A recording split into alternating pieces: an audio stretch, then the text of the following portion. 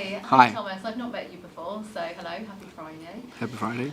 We're talking about Monday night. Are you expecting a feisty West London derby?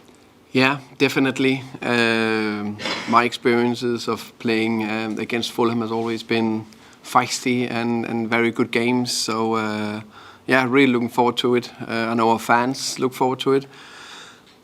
Me, coaching staff, players, we know how important it is for all the fans. And what a moment in Fulham's history and our history to face each other in the best league in the world. Both teams in the top half.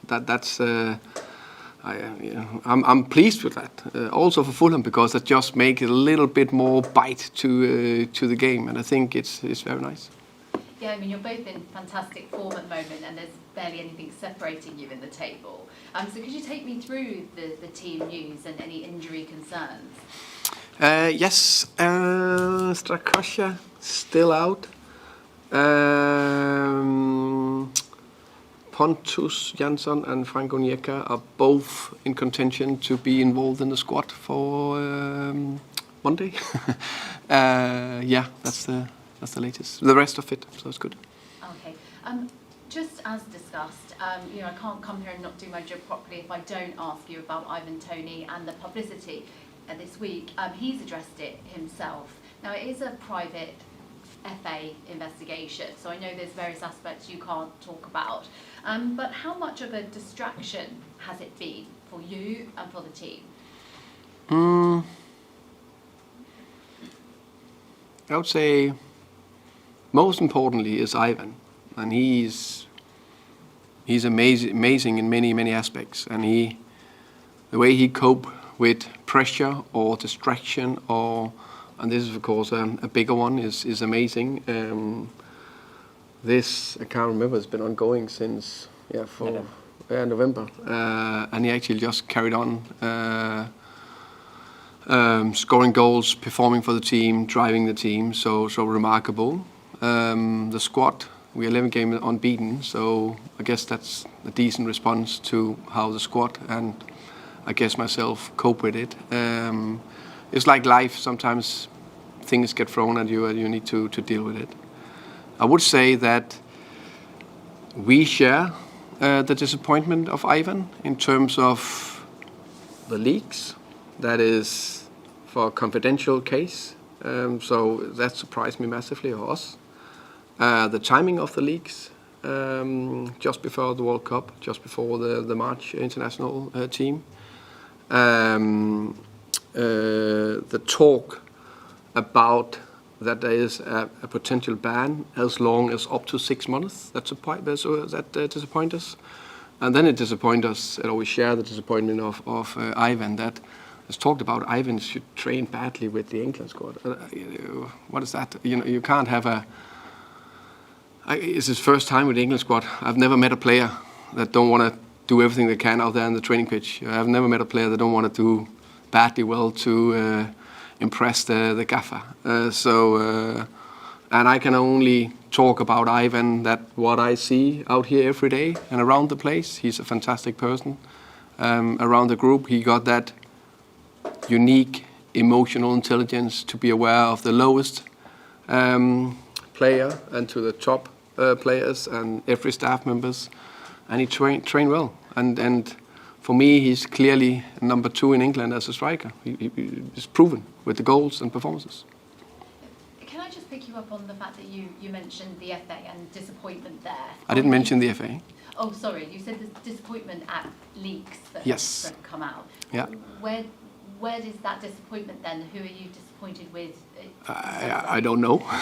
I just know there's leaks coming out, and it will be too big of a news if I accused anyone specifically, because we don't know that.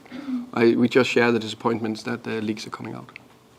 As you've mentioned, I mean, Ivan Toney has been outstanding for you, so it clearly hasn't affected him on the pitch.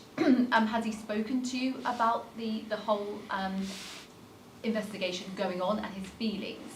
Of course, we as a club do our very best to help our players, and of course there's been talks with me and Ivan, and Phil Giles about the situation and try to manage it in the best possible way. Of course, the details in it we'll keep for ourselves, of course.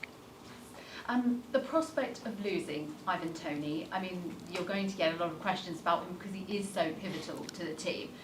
Are you concerned about potentially losing him from the pitch? Yes, is of course the answer. I don't. Tottenham without Kane, City without Haaland, or Arsenal without Jesus. That you know they solved that quite well. So of course we want our best players or best strikers in the team, but I also build that way if they are not in the team. He could be injured. You know, last year he was out 5-6 games. So that can happen. Then we need to find another solution. And the one game where he was out against Liverpool, we did quite well, and Wissa stepped in. So the good news is that we have other good players. Yeah, I mean, of course, you're not a one-man team.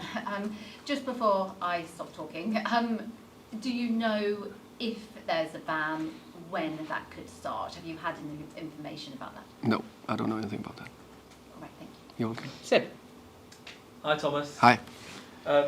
11 games unbeaten in the Premier League. Can you just talk us through how you use that in your speech to the team? We know there's been like Arsenal with the Invincibles. Obviously, you're not doing that, but Hey, why not? Okay, that's because it's a season. Okay. Do you sort of say we can't lose the next game? We have to stay unbeaten. Do you put that extra pressure on them? No, I actually don't speak about winning or losing.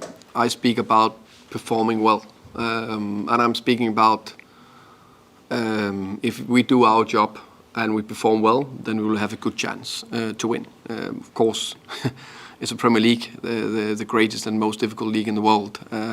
So the margins are so small. And speaking about our opponent on Monday, you know, they are historically a bigger club than us. I think they are also, for a fact, with fans, finances, everything bigger than us. And they are higher in the table than us right now. So the margin is this. We know and believe in ourselves that if we do well, we have a good chance of winning and getting 3 points. So it's try to keep reinforcing the right messages in terms of on the performance aspect, how we need to constantly work hard. For me, that's the key thing. We can't be complacent. We can't think it'll come by itself. So those are the bits I try to reinforce constantly. And it's a mess to be a head coach because you should be, on top of the world. You know, we are, touch wood, everyone is fit. We're doing well. We have the confidence. Why not just go out and play? Which, of course, I try to transmit to the players. And then I'm worried, are we losing next one? So that's part of being a head coach. You lost 3-2 in the first leg. What a game, by the way.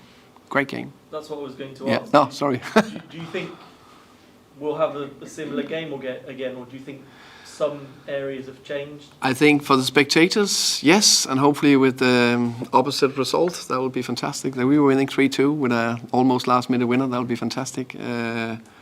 It was a game with two good teams in it, and Mitrovic decided to finish the game off like he's done many times, and he of course is a massive player for them, and I think he's very, very good. I think it would be a very intense game. It's two teams that want to press with intensity and work very hard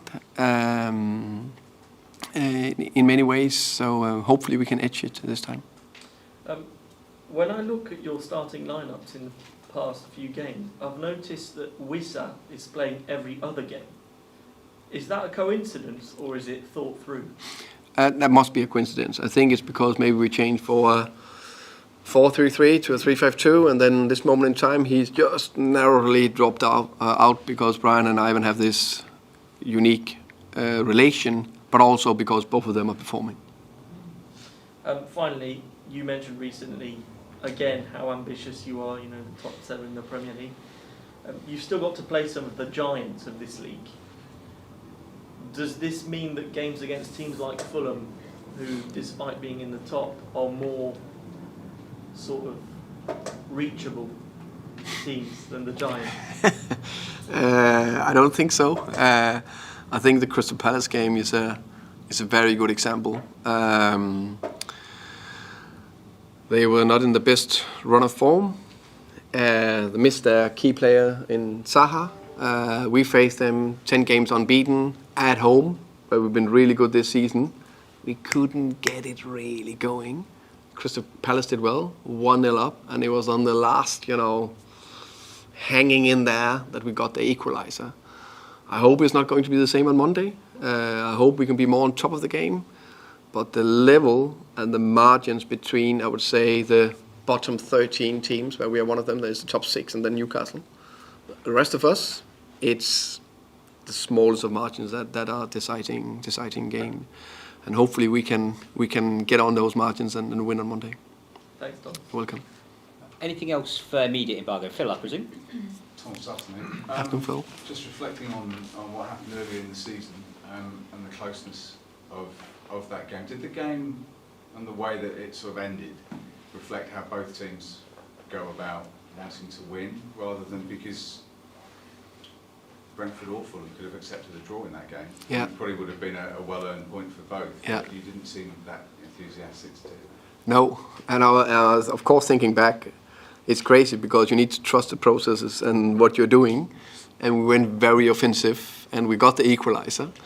And I went for the 3-2, and it bounced a little bit back, and we lost 3-2. But I think it's important that we have our offensive mindset, because if we do it enough times, hopefully we then get 3 instead of 2 points. But I think actually it was a draw. That would have been a good, fair result for both, but fair play to Fulham. And the rivalry between the clubs has had its historical periods where there's been a rivalry and then not, and then recent years, obviously, with what happened at Wembley in front of no one apart from us who were there. And then, of course, for the start of it, and then the flip-flop with Brentford going up and Fulham coming down, and then obviously this season. How much do the squad sort of these days with sort of footballers who maybe come from all over the world, how much do they actually sort of realise or understand that it's still got that little keenness about it? This squad definitely do, for various reasons. One of them is that from that playoff final 2.5 years ago-ish, 2 years and 8 months, I think we have David, Rico, Ethan, Pontus, Josh, Matty, Christian, Brian, 8 players that played in that playoff final. That's actually incredible. And now these 8 players are, in this moment, a snapshot of the table in the top half of the Premier League. That's unbelievable praise to those 8 and the rest who's coming in, of course, and the rest who's doing a good job, to our recruitment department, and a little bit of praise to the coaching staff and the staff for doing a top job as well, so we can compete there.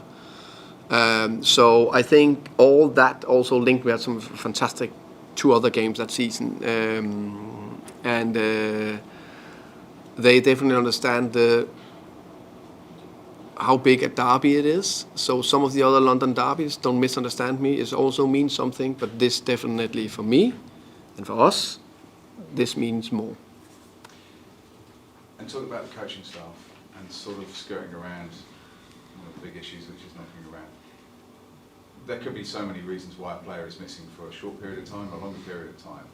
For your coaching philosophy and how you organise your squad, how important is it to have adaptability individually, but also squad-wise, to cope with the fact that your plans may be changed at the last minute or changed for a period of time? It's important. I think I like to have some specialist in the roles. We want to play like a clear winger, 1-on-1 player, or a deep runner, or the midfielder who's clear 6. Or some can play the 6 and the 8, like Vitali, for example. And I think that flexibility is very important, especially to try to change games or for specific tactical task, or in situation where you're missing a player or 2 key players. So, for example, the season when we got promoted, suddenly Rick was out, and like Dalsgaard was out, and then we didn't have the full backs that we thought were up to speed with the way we wanted to play. So we changed the system to a 3-5-2, and that had that other players, other roles, other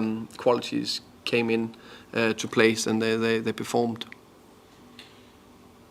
And away from, just one final question from me, away from sort of Brentford, I mean, obviously there's a lot of talk about Newcastle United and ownership, and you've spoken a lot about the business of football. I know that's something that takes an interest in you as well, that there's calls for it to be looked at again from the Premier League. The way that other clubs are run, the way that other clubs, what they're bought, does that have any influence over you? Do you have take any interest in that? It's a big question, Phil. Sorry. On a Friday afternoon here. I'm really sorry. Yeah. I think the only thing I would like was that the more clarity as possible for ownership, or financial fair plays, as all those rules, the more clarity. So it's clear what is allowed and not allowed. And there's no doubt we know money rules in the world and also in the football world. Luckily, it's not only about money. It's also strategy and football knowledge and leadership and all that. That's good to really get some top-performing clubs on teams. But it means something. So we just need to define what is allowed and not allowed. That's clarity. So one word, clarity. Brilliant. Thank you very much. You're welcome. Anything else under immediate embargo? Jay? I might ask one quickly. It might be another big question though. It's on betting actually, because there was a kind of image that went round, and obviously Brentford is sponsored by Hollywood Bets, Sky Bet sponsor the EFL. So I just wanted to know from you personally, do you feel like there's too much of a prevalence of betting, not just in football but in sports in general? For me personally, yes.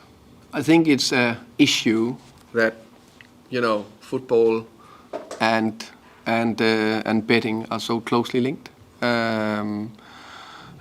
Also in other sport industries, I think it's not right from my perspective. And I think there was some really good articles, was it iNews and The Guardian or something like that about the influence of gambling for footballers and what it does. And I think the education part in general is crucial for everyone. Because obviously there's been a lot of cases where potentially it could have been different. So do you think more needs to be done in terms of educating not just the players but people in general? Yeah, 100%. Players, everyone involved, everyone in who want to gamble. Education is a key thing, and also clear rules.